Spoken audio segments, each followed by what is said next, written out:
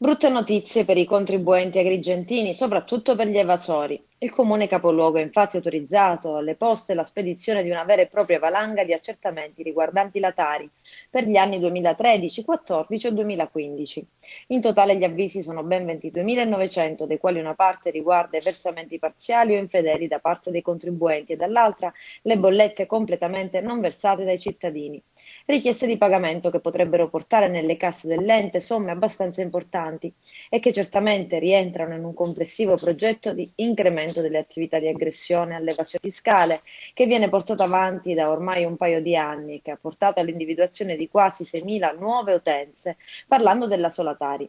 Un progetto destinato al rafforzamento, stante che il Comune nel piano di riequilibrio volontario votato dal Consiglio Comunale e proposto dalla Giunta, Firetto ha previsto appunto un'intensificazione delle attività di riscossione, che tuttavia potrebbero non portare a tutti i risultati sperati.